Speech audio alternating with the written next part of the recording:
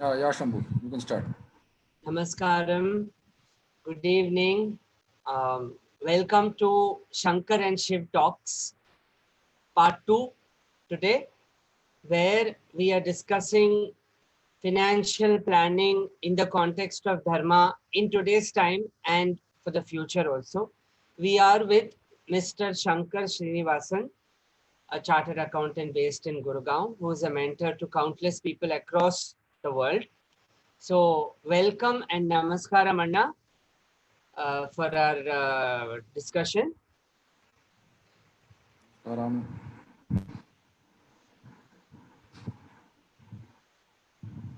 The Shri Suktam, as all of us, many of us may be aware, describes the Divine Mother in the form of Shri, and there very specifically they say Ashwadayi, Godhayi, Dhanadhayi, Dadatume, Dhanam me Dadatam Devi, Divi Devi Manishina. That is the goddess who bestows whatever wealth we wish, earned through the path of dharma, especially ashwa, transport, go, which is necessary for a day-to-day part of life, without which we can't have a morning cup of tea or coffee, and dhanadhai, she who gives us all the different forms of wealth. So let us delve further into the details of finance, wealth, and planning.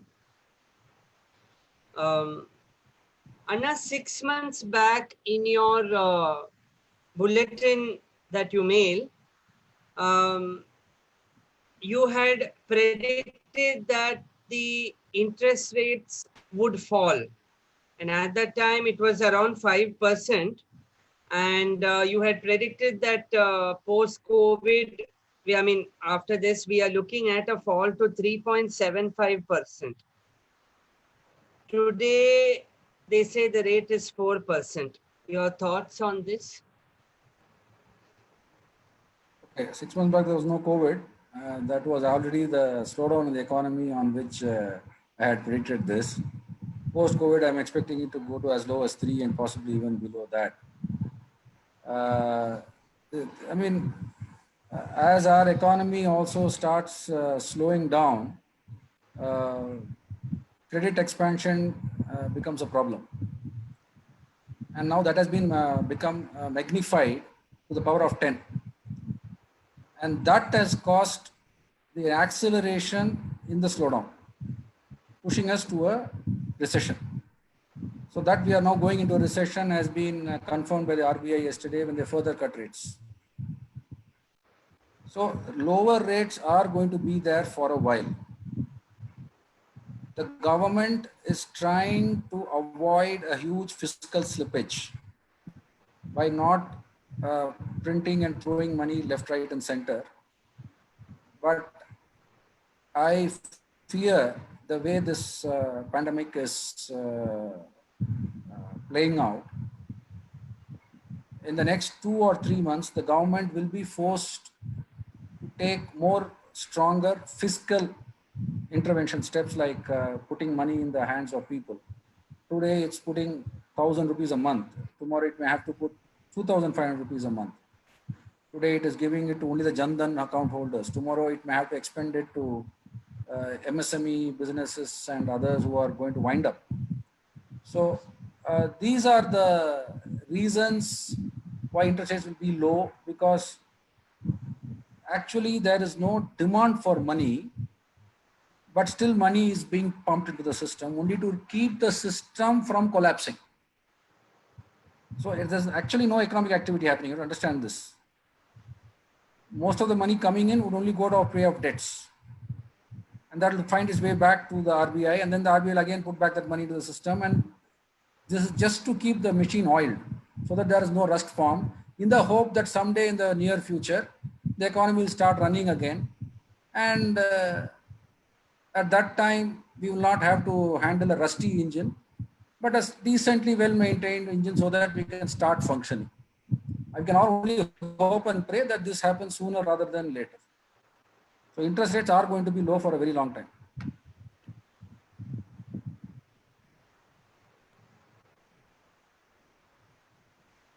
On that point, continuing with that, Do you expect interest rates in the case of small savings to fall also? Definitely they'll fall because once it's like a drug. Lower interest rates are like a drug for a government, uh, which is facing huge revenue contractions because economic activity is at a standstill. Tax collections of the government are down. Now the only way it can bridge it is by printing money. Now if that's going to happen, if we can do it at 3%, why do it at 7%, which is what you're getting today in a PPF, or 7.75% for a RBI 7-year bond. So it's only a matter of time before even these rates go down, which will further make it a problem for all those who depend on these kind of revenue streams in their post-retirement life. So it's a challenge for everybody, and this is something that the government will have to factor in when it does plan to cut these rates. Okay.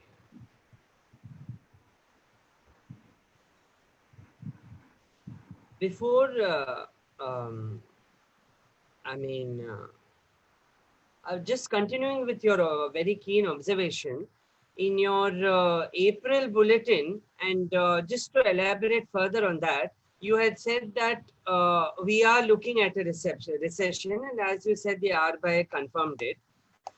Can you just give a little more thoughts on that, and how do Okay, you?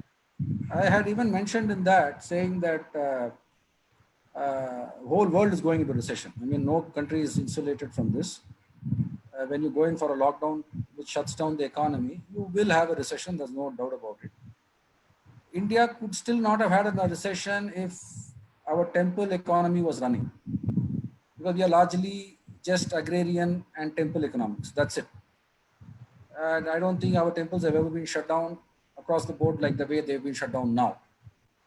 So when you shut down religious activity, you also shut down all the big fat weddings that are happening in this country, or basically any social activity that happens in this country. Then you are in a recession. I mean, you may want to say you're not and all these things, but you are in a recession. So it has taken 2-3 months for the official confirmation of that, and based on that, they are going to now take a whole next set of steps are going to be based on that. So I basically believe that if we can keep 100% of our agricultural economy running, and 100% of our temples open over the next couple of months, and with social distancing and other things, all our social activities start, like festivals and other things. And even if the rest of the manufacturing services sector function at 1/3 the capacity, we may just be at 0% growth, which is not recession, but it's not growth. But at least that is better than, let us say, an oil dependent economy, which has just seen its price crash to practically nothing. Now, what are they staring at? I mean, you can't even start to put a number on the damage that GDP is going to take. So if these kind of things can happen here, 0% or a 0% plus figure would mean that we are away from a recession, which will like make us starve. But we can only pray for that, because right now everything is shut down. Interestingly, our Sanatana Dharma also places good emphasis on zero or shunya.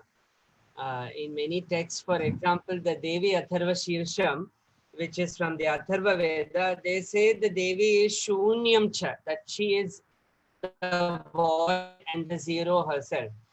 And of course, we add zeros to one and make it the Sahasranamam of all the Devatas. So, but as you said, on a serious note, zero, as you said, is not bad now. Yeah, I Continuing mean, the trend of the zero dharma. means no recession. Anything zero minus is a recession. True. So if we even manage a zero, I mean, I would be very happy with that figure. Beautiful. there was a question last time from some of the viewers who saw our first video. It was around the points for senior citizens. Given that our Sanatana Dharma always says that Mata Pita Guru Devam, so the elderly are to be cared for. How do we, I mean, what are your thoughts on senior citizens? What can they do in the situation given that they are living on pension or any funds? Okay, those who are in a pension should not have any problems because that's continuing. Nobody is cutting any pension. Nobody has cut any pension so far. And I don't think any pension is going to be cut going forward. However, those who don't have a pension, which is like 90%, 95% of the population, they have a problem. And it is a problem, I'll tell you the reason, because Mata, Pita, Guru, Daivam, yes, I mean, that is only if you have a son or daughter at home who's going to take care of you. But if that son or daughter is a migrant labor today walking back home, then that Mata, Pita is still not going to be taken care of. So it is a problem. So the government understands the problem. So that's why they have focused basically mainly on feeding the people so that there is survival is taken care of. Now, survival up to a point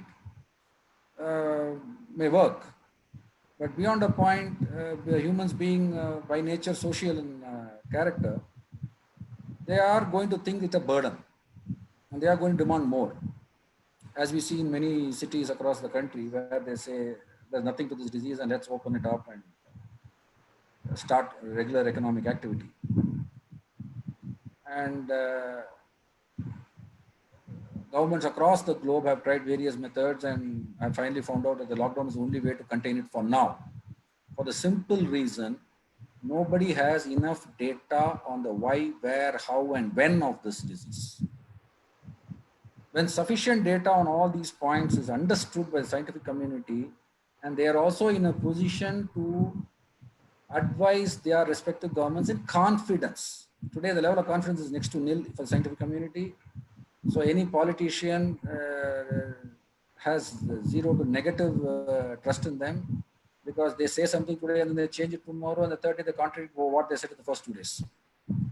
And nobody can blame anything for the simple reason it's too early in the life cycle of this pandemic for anybody to get any serious data points. So considering what we have in hand, for anybody to take care of anybody is a challenge. So it's not only senior citizens, it's everybody. It's the entire bottom 80, 85 crore population of this country. So even in the previous thing I had said, keep your expenses to just needs. And to the extent possible, live in survival mode because we do not know how long this is going to be and whether the resources that we command today are going to be in the same shape. Like you said, any people depending on funds. Now markets are down 25, 30%. They may go down another 25, 30%. Then what do? So your existing resources are also going to go down by 25, 30%. Then what do? So nobody has answers for any of these things. This is literally a day-by-day playbook. As it happens, you react. We can only hope and pray that the day-to-day day books at some point becomes a weekly day book and a monthly day book and possibly a bi-monthly day book and finally a yearly day book so that we can all plan and take action based on that plan. So there are no easy answers. Senior citizens, yes, they are facing the brunt of it because the revenue streams are down. For example, those who depend on dividend mutual funds. Now mutual funds are losing money. Now where are they going to declare dividends? Unless they take money out of their existing NAVs, which are already down 25, 30%, and then start making payments out, which means the capital will be paid off in 10 years. Then what do? Then they are not dividends, they are just repayment of capital, which you've invested in mutual funds. So it's a challenge and one has to reduce one's expenditure to the barest minimum and hope that this plays itself out over the next 6 to 10 months or a year.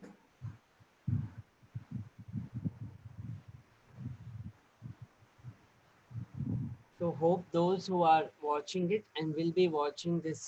Yeah, I please mean, take- like I said, the RBI 7.75% bond is one place where you are guaranteed 7.75% for the next 7 years. So if somebody is not even getting 7.75% on anything, that is an option that they can look at.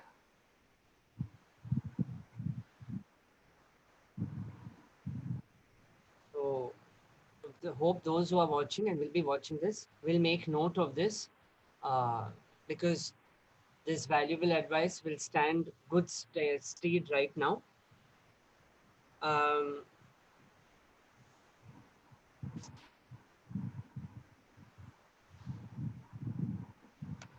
Another question that was pertinent to today, and someone had SMS'd me last week, is there is an ancient Tamil quote that says, one who is in a loan or a debt has the worst mental torture, if not physical torture.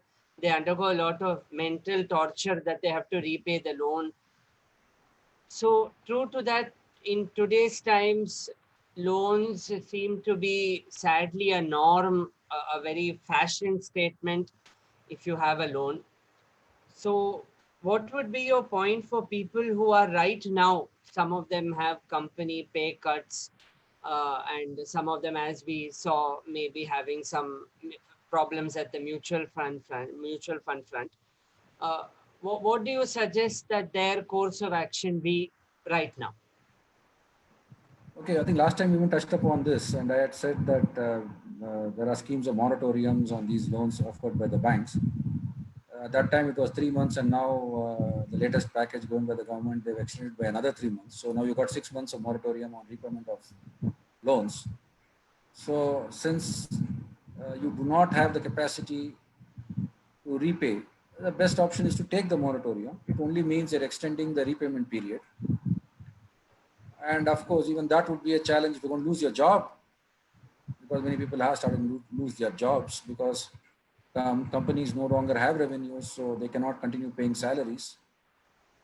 And this is something even last time I think we touched upon again in a very general term, where I said the companies and the staff have to come to some acceptance of terms that, you know, it's not possible to get full salary. So even in some cases where I've been consulted, I've told them, I mean, you tell the staff, I mean, if you want a 30-40% reduction, it's either going to be 30-40% staff go, or all the staff take a 30-40% cut, and make it democratic. I mean, if the staff vote for people to leave, then all those who vote to leave, you can send them first, so that they know the pain of losing a job. And if they are sensible, they are all going to say, okay, we'll all take a 30-40% pay cut and we'll all continue together.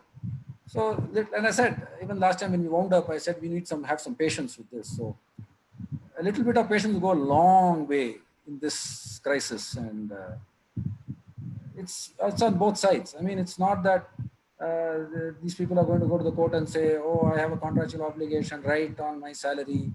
And then that will only force the company to wind up and go.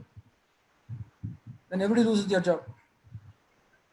So a little bit of sense, a little bit of patience, and you just have to wait it out. That's all. A very valid point in today's time, especially given about patience. There is a quote from our dharma that says, Pratyeka Shwasaha, each breath is a gift, and we should be patient for each breath rather than Correct. wanting to take, say, for example, they say 22,600 breaths is the normal average that a healthy person takes. Correct. We can't take 22,600 in 1 hour and say, oh, I've done the quota for 24 hours. So this is a very valid point that you said, Exactly. that patience is the key right now. And right now, there's nothing else left. True. True. Maybe we can look at it as a tapasya, like how even Sri It Ramachandra. is. It is. It is. Each one is doing their tapasya. Each one is fighting their Kurukshetra war. So by being patient and, as you said, being wise and applying the common sense, Yes. we will be able to tide over this particular situation. Yes, And we have to be strong on this. in fact, the Ganesh Purana also says a fault gets aggravated if one always goes on harping about it day in and day out. And Correct. this seems to be the scenario right now, that everyone are just, again and again stressing on the stressful aspect, but not, as you said, the tapasya Yes, aspect. yes, you're right. Because see, this is not something that has happened before. So, like I said, the playbook is something which is unfolding on a day-to-day basis. So, in hindsight, we can say we could have done like that, we could have done like this, we could have done like that. Yes. So that playbook will have play out the next time there's a pandemic, and God forbid there should be a pandemic again ever. But the way things are in Kali Yuga, there will be another pandemic. So at least next time around, we will be aware of it. So, like I said, this is not going to help anybody if you're going to sit and stress and create negative comments on a day-to-day basis. Beautiful, valid points. Before we just take a pause for today, we just thought we would share insights from Artha Shastra in today's context. So, Artha Shastra, they say in Sanatana Dharma, a person has 4 goals, primary goals: Dharma, Artha, Kama, Moksha. And Dharma, or the duty, responsibility, is the foundation of any of the other Purusharthas. So, Artha Shastra was written by uh, a brilliant soul known as Kautilya or Chanakya. And he has, at that age, I mean, he has given everything: economics, law, sound judgment, everything in this concise book, which are very much relevant in today's times. So, to talk about that, there is a shloka I came across in the Artha Shastra that I would like to ask you, and that is about the Chanakya says financial prosperity comes when there is limited remission of taxes, abundance of harvest, correct dispensing of government servants, which leads to financial prosperity. So, to just repeat, financial prosperity for a nation depends on diminution of remission of taxes, absence of calamities, abundance, and correct service of government services. Exactly. As an expert today, your points on this, whether it is applicable today. Yeah, this has been quoted, I think, a couple of times by at least finance ministers who are giving the budget speech in the past. And Modi's minimum government, maximum governance is on the very last point in this, which talks about honest bureaucracy. So if you can't have an honest bureaucracy, at least you cut down the bureaucracy so that there are fewer people in government to harass the public. So it's a sad state that we're talking about lower taxes when we have high taxes. You are talking about corrupt-free bureaucracy when we have some bureaucracy, and you are talking of abundance of production when we are in a lockdown with everything shut down. So everything that Chanakya said is needed for a prosperous state is missing right now. So what do you need to fix it? The government has been coming out with a series of measures to do the ease of living and the ease of doing business better in India. They can do far more. They can do much more. But the bureaucracy just refuses to play along. So even if the government wants to move, the bureaucracy seems to be dragging it down. Then the direct the pro and con of opening the lockdown and risking the spread of the disease and thereby more deaths. So then you start pricing the value of human life. So if one were to look at it like this, one of the earliest mathematical models talked of without any lockdown, by June and we will be having something like 50 to 80 crore infections in the country, and possibly 8 to 9 crore of them would be in hospital. And out of them, just like it happened in Italy and England, where they didn't have enough hospital beds for the sick at the same time, possibly about 4 or 5 crore would have died. Now, in a country of 140 crore people, 4 or 5 crore deaths is, in percentage terms, in statistical terms, next to nothing. But 4 to 5 crore deaths means 4 to 5 crore families shattered. So when you start putting a value for this, and you go in for a lockdown, now you know the value is equal to the GDP lost.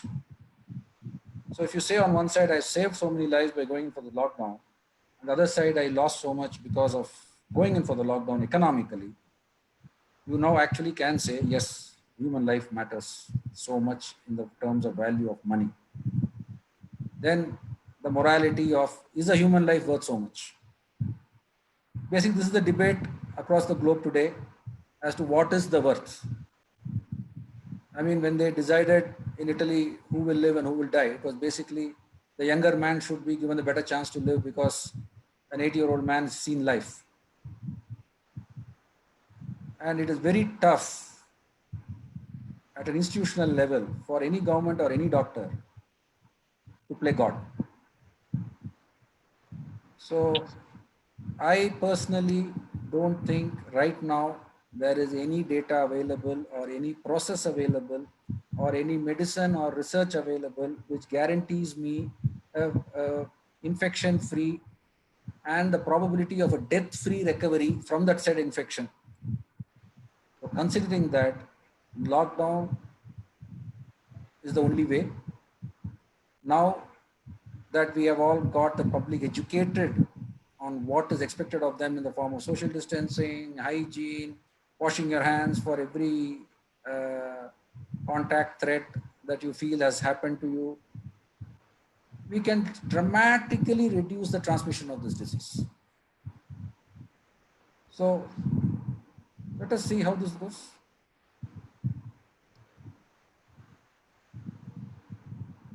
Just a last question before we wind up. This is a question that I just received. As share prices are down, is it a good time to buy? Even in a bulletin, I said the next 4 or 5 months you can use to buy because the market is going nowhere. With the lockdown, the June quarter is going to be next to nothing for many companies except for FMCG companies, telecom companies, power companies, because these are all necessities without which you and I cannot live. This very show cannot happen without broadband and electricity. So we are consuming these things. But we are not going to the theaters, we are not going to taking flights, we are not staying in hotels. So they are all doomed. So there are pockets of the economy which are functioning, there are pockets of the economy which are doomed. Now, depending on your portfolio, your damage would be anywhere from 15% to 70%. Because if you're in airlines and hotels, you'll be in the 70% range, and if you are in FMCG and other things, you'll be down 10-15%. That's it. So this is not going to change. The prices are not going to shoot up 100%, 50%, or any recovery is going to happen in the next 4 or 5 months. In fact, the recovery may not even happen for a whole year. I had even jokingly commented once saying that, you know, you buy one, get one free. So like that, this whole year, the government can just forget, write off in its books. So nothing's going to happen really, right? I mean, we are in lockdown. So the government really doesn't lose anything, and it saves the people the headache of having to account for 1 year. So they could just straight file for the next 2022 instead of 2021. So these kind of some radical thoughts need to be thought of and worked on. So it is good time to buy, but doesn't want to rush. You can buy over the next 4, 5, 6 months. Prices are going to be the same.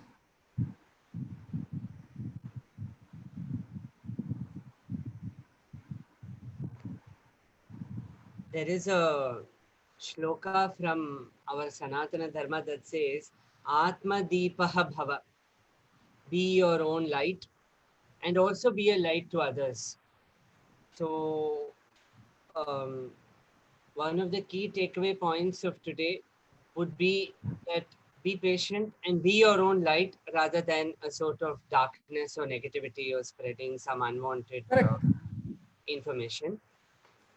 So, if anyone has any questions, do put it in the comments below, and we'll address them in the comments itself. And if possible, we'll take it up in the next Shankar and Shiv talks that are going to be taking up the dharma of financial planning.